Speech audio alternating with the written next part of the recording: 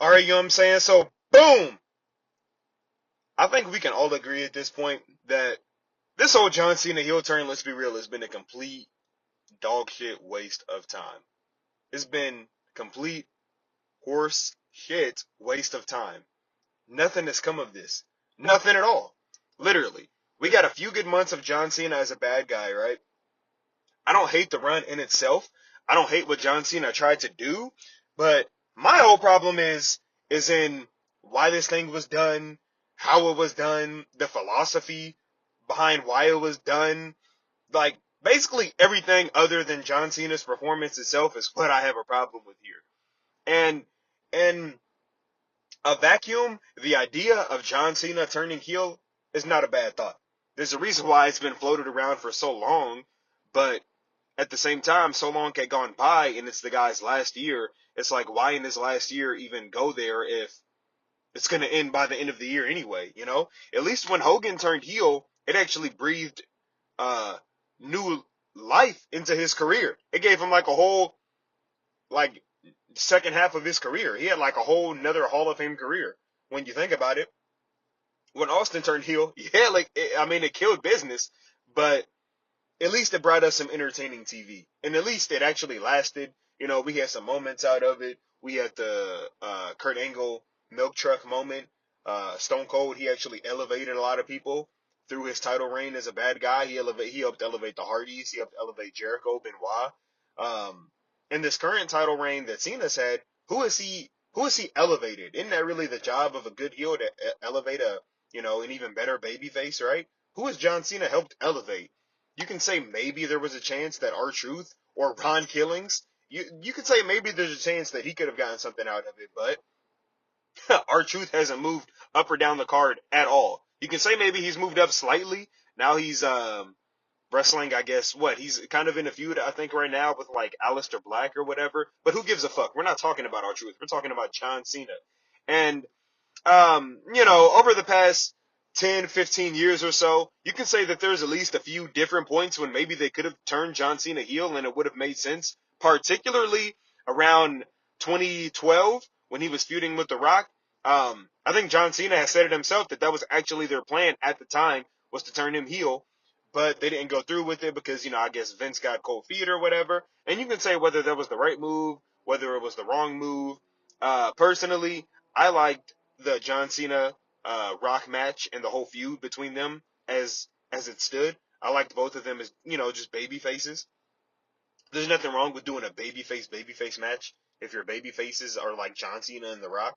I mean, if it's like The Rock versus, I don't know, Randy Orton or Daniel Bryan or whatever, then yeah, they're probably going to turn heel because there's no sense in trying to be a babyface against The Rock. But if you have two mega baby faces like Cena and The Rock, it's almost like a Hogan Rock situation. Even though Hogan was the heel in that feud, but it's almost like an Austin Rock situation where it's like you're gonna have some Rock fans, you're gonna have some Cena fans. So I personally, I can't say that I'm not interested or that I wouldn't have been interested in seeing what a John Cena heel turn would have looked like. I would have liked to have seen, how he might change up his attire, that is, what his look might be. If he maybe busts out a new move or two.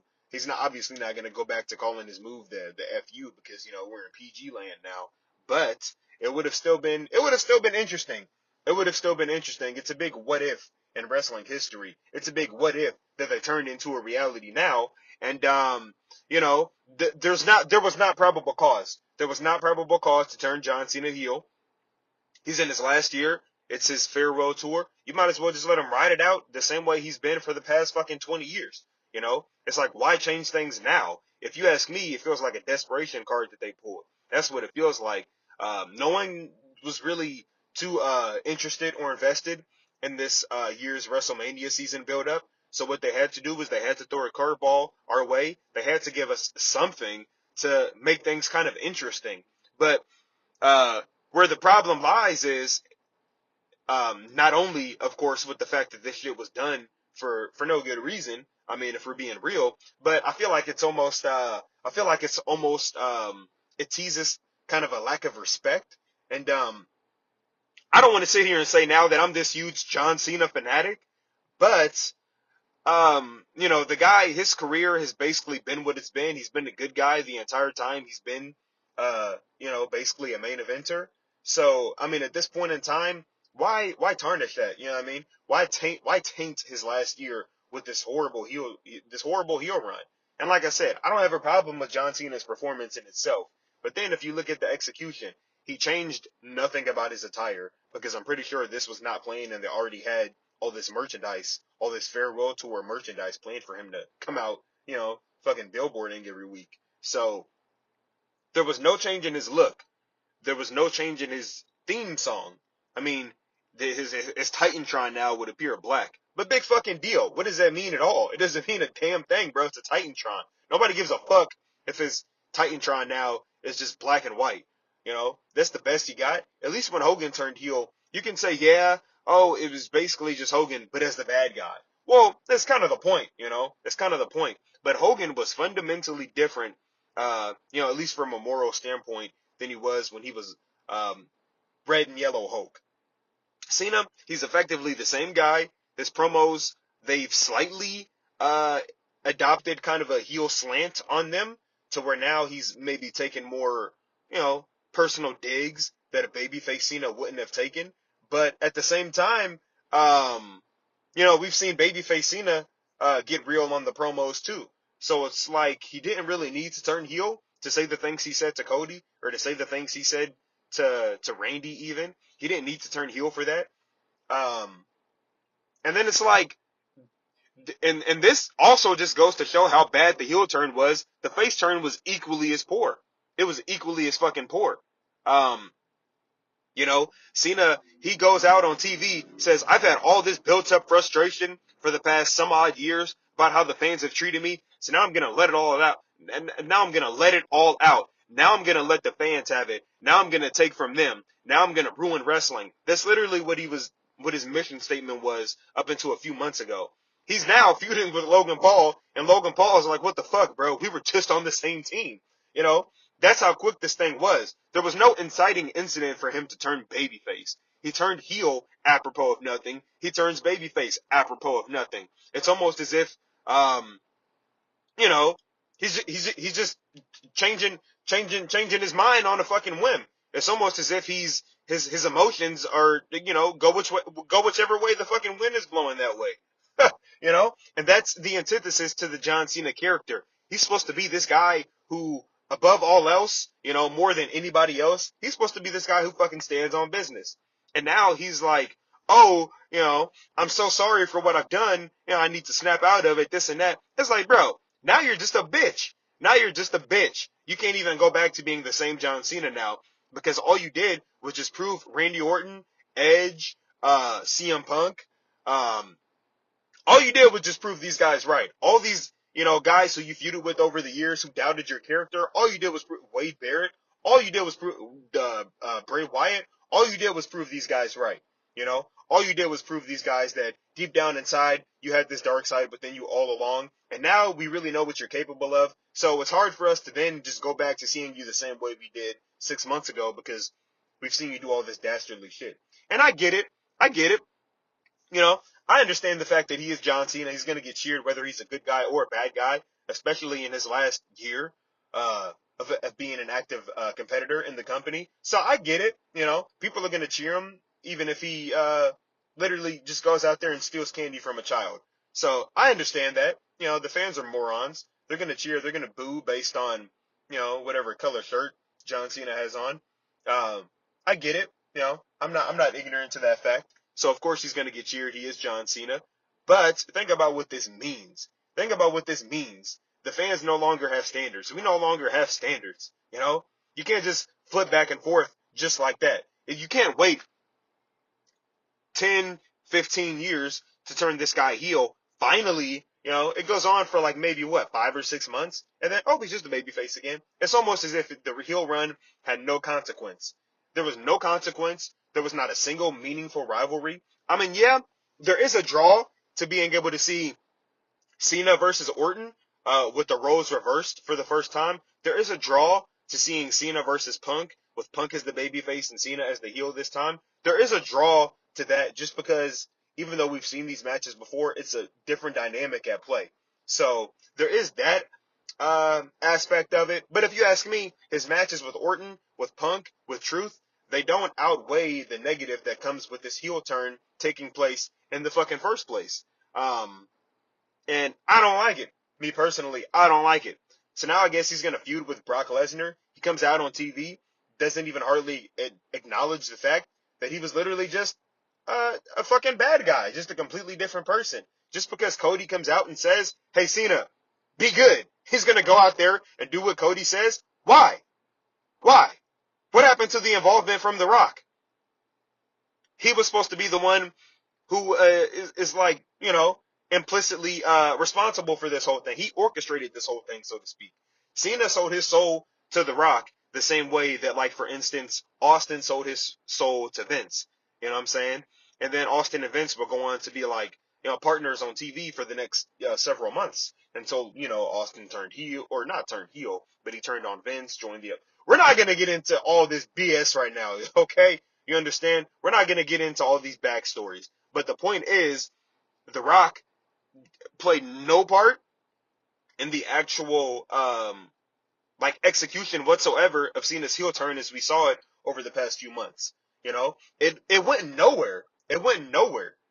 I think a lot of people have the right to be kind of upset about that because it's like, dude, we would have taken the Cena heel turn if Cena had just turned heel without The Rock or without Travis Scott.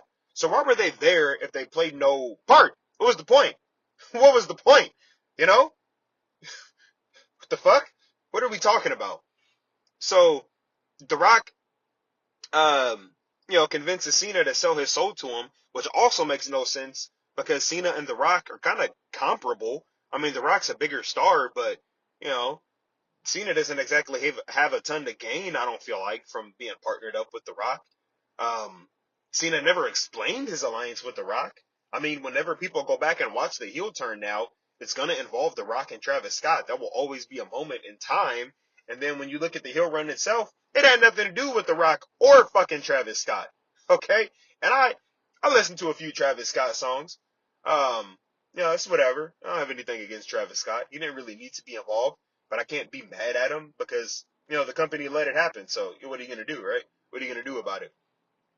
But The Rock, on the other hand, don't interject yourself in the middle of this whole thing if you have no intention of following it through. I get The Rock doesn't owe us his time, but you would think if you're going to plant the seeds for something or start something, and you expect the people to follow along, don't treat us like dumbasses, at least. At least don't treat us like dumbasses, right? And that also goes hand in hand with Cena's heel turn. Don't treat us like fucking idiots, man. That's the equivalent to Jeff Hardy when he was playing Willow in TNA and Kurt Angle came out on one random episode and said, hey, dude, quit being weird. Just go back to being Jeff Hardy, all right? We don't like Willow. So that's, almost virtually the same thing. What did Cody say or do differently this time around that had such a great impact as opposed to the last time when he tried to convince Cena that, he doesn't have to do this? What changed? Cody didn't think he could beat Cena before. Or I'm sorry, Cena didn't think he could beat Cody before. So I guess that was the reason why he turned heel. Why does Cena not think he could beat Cody? Cena's beaten like 5 Codys. He's beaten like 5 Codys on a random Monday night, for fun. So he doesn't believe he can beat the guy now. I don't get it. I don't understand. And if you ask me, I would have probably worked his comeback tour a little bit differently. If you only have Cena for such and such amount of dates throughout the year, you would think you want every single one of those moments that he appears on TV, whether he's wrestling or not. You would think you want that to be like a huge deal, right? It's Cena's last time appearing in this market. It's Cena's last time of wrestling at this arena. It's Cena's last time wrestling this person or interacting with this person. You would think it should feel like a bigger deal than it is, but quite frankly, I don't give a fuck at all what Cena does from this point forward. All I wanted to do was see him win number 17, and they honestly should have probably saved that. They should have waited until probably December to do that, because December is usually a pretty anticlimactic month in WWE anyway. And at least you could build his entire year to him eventually winning number 17. You know, his run, it should have climaxed at the end.